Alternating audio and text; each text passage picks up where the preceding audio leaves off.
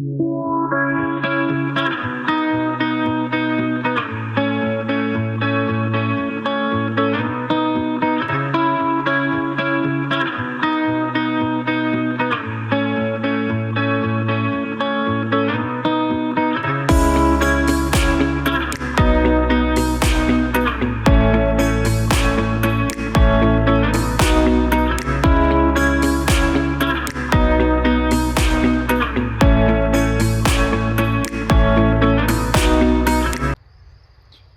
bien bonjour à toutes et à tous, c'est le fermier auvergnat.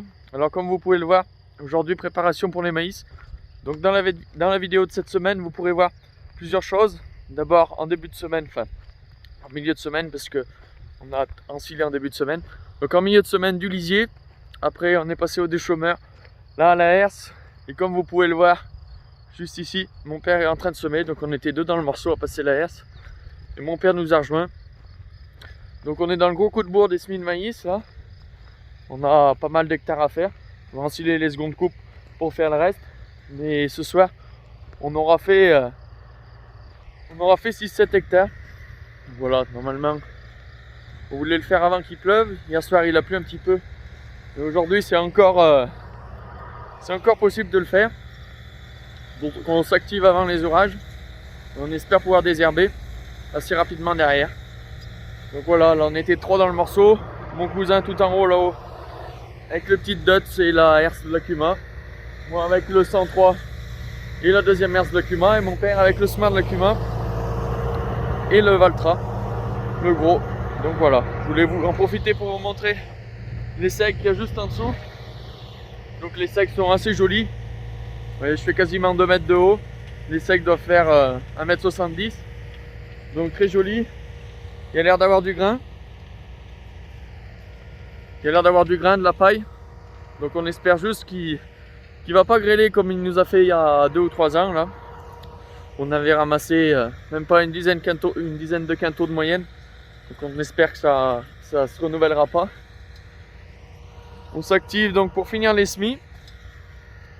Donc j'ai attaqué jeudi après-midi avec du lisier. Hier on a passé du déchômeur tout le jour avec mon cousin qui passait la herse pour essayer de tenir le semoir. Parce qu'il faut savoir qu'en cirant, on avance pas mal en débit de chantier. Donc voilà, là c'est le dernier morceau. On a à peine fini le morceau avec les 2 herses que mon père est arrivé pour semer. Vous voyez, même mon cousin n'a pas fini, il est en train de faire les fourrières. Mais voilà, on est arrivé à se synchroniser à peu près. Pour pouvoir avoir fini ce soir, vous voyez le temps est quand même assez incertain. Donc on l'a rattrapé au bon moment. Et on verra pour la suite, pour faire les secondes coupes. Et pour finir les premières coupes de luzerne et de trèfle. Parce qu'on a ramassé tout le reste. Toutes les prairies temporaires, toutes les prairies naturelles, il ne nous reste que 4 luzernes et quelques trèfles à faire. Et des luzernes et des trèfles à détruire. Et chez nous, pas mal de pierres.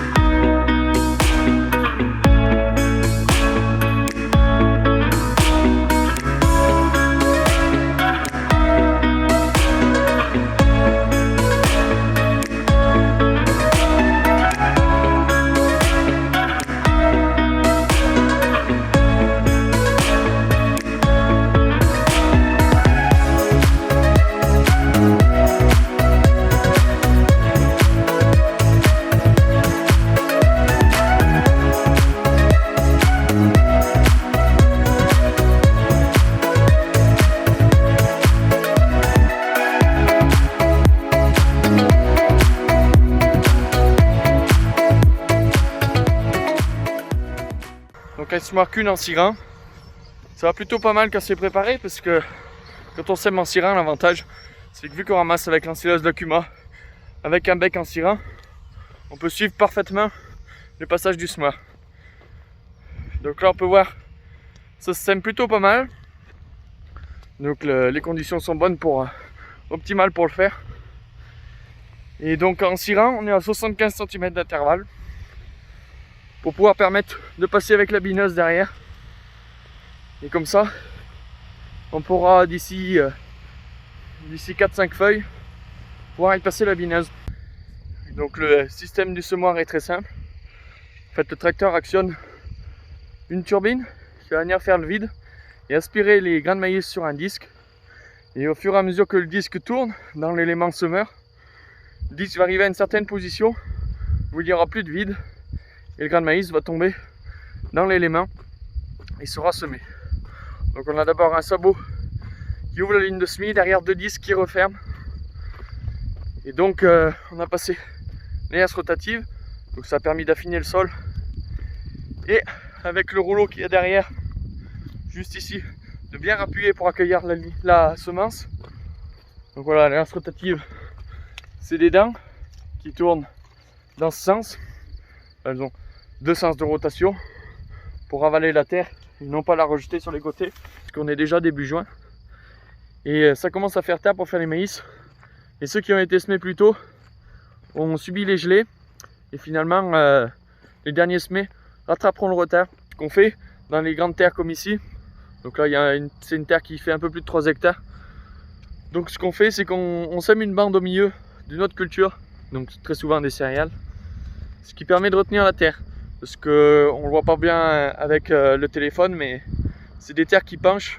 Et quand ça attaque de faire une rigole en haut de la parcelle jusque tout au fond, ça a le temps de traîner pas mal de terre.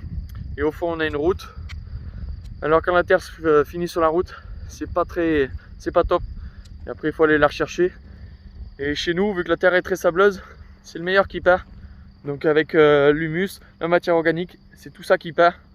Et c'est vachement dommage de perdre de la richesse sur nos terres qui ne le sont pas trop, comme ça. Donc voilà, on essaye de favoriser au mieux, de limiter au mieux l'érosion et de retenir au maximum la terre.